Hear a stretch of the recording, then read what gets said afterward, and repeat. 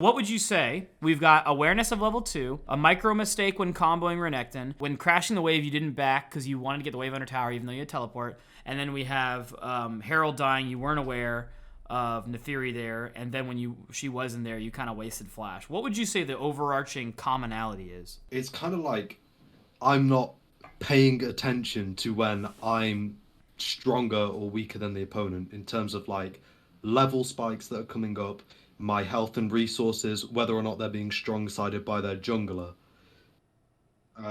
Things like that. It's kind of like I'm autopiloting and not taking into consideration when I or my opponent has more resources to play with and is stronger in that moment. Yeah.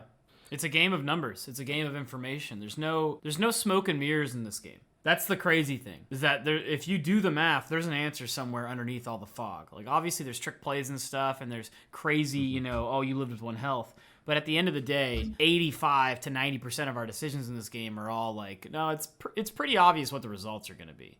Like, if I've got Bramble and Tabbies versus Renekton and Neferi, I can 1v2 all day. Here's the next step.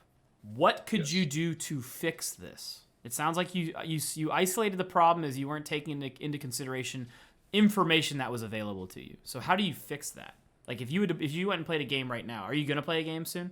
I'll probably play a game at some point tonight. Okay, so let's say in a couple hours, you're like, you know what, I feel like getting a game before bed or whatever, go on a tear, play a couple. What are you changing? I might for a few games. Just talk to myself out loud. I'll just be in lane. I'll be like, right, I'm gonna. His minions are lower health than mine. I'm gonna hit my level 2 spike first. Okay. Or he has more minions than me, and I'm on lower HP. I don't want to take trades right now.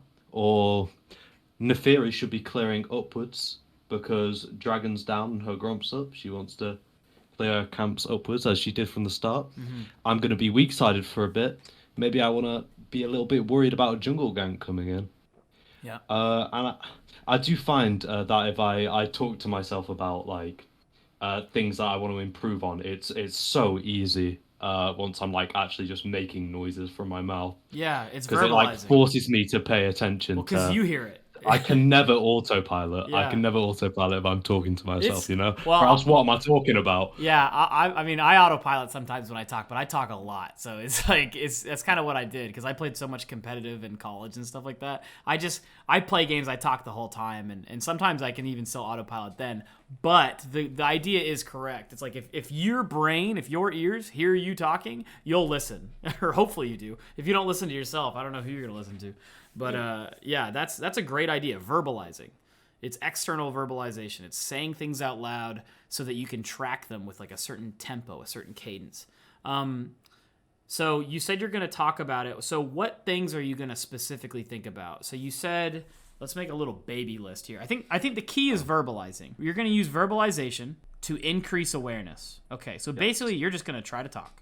Yeah, okay. I'm gonna. So now let's just flesh it out a little bit.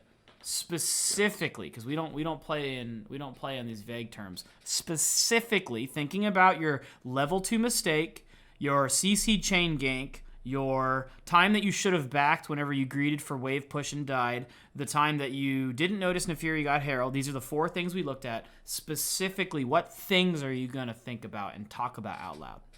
We're gonna talk to ourselves about upcoming level spikes, at least a wave before they're happening. Level spikes. Yeah. And so how about which levels? Which levels are the most important? We're gonna look at 2, 3, and 6. Dude, that's what I'm saying. That's I was about to say, I was like, I know the 3 ones that are important. 2, 3, and 6. Some people argue 5 when you get that level 3 ability. Sometimes it's really strong. 2, 3, and 6 are probably the most important levels. Okay? Perfect. What else? We're gonna see where the jungler starts at the start of the match, and we're going to actually pay attention to it, not just ping like an idiot and then forget about it. Mm-hmm. So jungle, leash, and then you could say jungle, leash, and then I'm going to write an arrow and then put ending. Or I think there's a better word for that, but where they end up. Where they end on top side, then you are now weak side, arguably. Yes. And after that, we can also then pretty easily guess where they're going to be going. Yeah, that's the end. Because their camps are going to come up in order, aren't they? Yeah, I mean, if they finish their Krugs and they're level 4, and they're on top side red jungle, there's only 2.5 options. They can either gank top, do scuttle, or run further and gank bottom, or invade. There's a very limited amount of things, or reset, or they reset and get tempo on bot side. That's it. That's like the 5 things they can do, or disconnect. So, I guess there's 6, but it's like that. Like that's it. That's literally it. So you're gonna think about where the jungler ends. Okay, we got level spikes 2, 3, 6. We've got jungle leash into where jungle ends, and what they're gonna do. When we're gonna make a play, like an all-in during laning phase, we're going to do a quick risk assessment of how dangerous that play is, and then from there we can adjust how we use our micro. Okay, so what are you assessing for? So I'm going to say, right, do I have enough mana to do my full combo? Do I have enough HP to withstand attacks from them? Will they be able to break out of my CC chain if I try to weave in extra autos or things like that? Mm-hmm. Do I need to keep them CC locked? Is that important? Yeah. So that's like if you're low health, you need a full chain. If you're not low health, you can greed for a couple auto trades. So full mana / health for trades is good. I think there's another thing that we could talk about. We could break out of the laning space for now. You've done a really good job of isolating really important things. I think probably one thing so when you said risk assessment, try to include items. That's probably the most important thing. Like levels are the most important thing, but just under levels are items. So levels and items. If they're level 6 and you're level 5, you already know.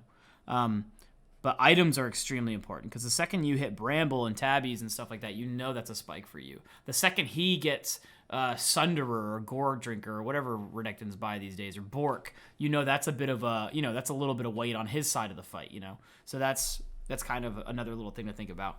So we've talked about awareness. You're going to verbalize to increase awareness. You're verbalizing specifically level spikes 2, 3, and 6, jungle beginning and ending, and then you're also going to try to be more aware of mana, health, and item spikes and level spikes to kind of understand how you're supposed to fight. I would say one last thing would be enough for the plate, to be honest. This is a full plate of stuff. I usually try to focus on one thing, and I think we're hitting 4. What would be another good thing that we looked at? Team fight awareness. Yeah. So what was as a tank, because you play the same type of champions. You're a bruiser tank player right now. So you play Cassante, Ornn, a little bit of Sion, a little bit of Malphite. Most of your fights will look the same. So what's the rule of thumb here? Well, I will say, not to toot my own horn, but I actually think I'm really good at assessing what the correct way to play a team fight will be. Okay.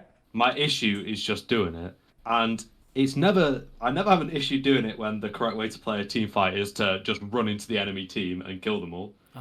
So you're saying it's only when I'm peeling. It's easier to execute a dive. It's more straightforward when you're diving. That's the Overwatch term. Yes, I played Overwatch, yeah. Yeah, so dive comps are well, actually, dive comps are hard to play in Overwatch, but in League they're much easier. So what's the problem then? What are you gonna try to increase awareness for and try to remind yourself the next time you play a more front to back team fight? That's the term for that. It's like my carries know what they need to do in order to feel safe, to feel like they can have the most impact. So I need to play around them instead of just assuming that they're gonna be like behind me wherever I might run off to, Yeah. So I've got to be more aware of my carries and my win conditions for the fight. Yeah. And then make sure I'm effectively playing around them by just positioning myself in front of them. That's all you need to do. Front to back. That's it. Now, if you're playing Cassante and it's a Baron fight and someone started Baron, there's a world where you ult the jungler, kill them, and then try to die. Oh yeah. So that's like every world. Now, Malphite's a little tricky because if you're front to backing with Malphite and you're getting engaged on, there's a party that wants to engage on them. But if you engage deep and no one's there to follow up, you're just ending. So there's a certain balance to it. But Ornn and Sion do very much want to hit tanks and just CC, bonk, bonk, bonk, HP-based damage, bonk, bonk, bonk, and front to back. So I like the way you said it. Play around your carries front to back.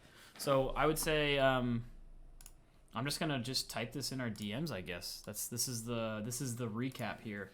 So the action here is to verbalize to increase awareness. And then I break them up based on like time of game. So I'll put, this is going to be in lane. You're going to do level spikes 2, 3, 6. You're going to do jungle leash and then jungle ending. And then you said you're going to do risk assessment, and that's health, mana, items, levels. And then instead of doing in lane, we'll do mid to late game team fights.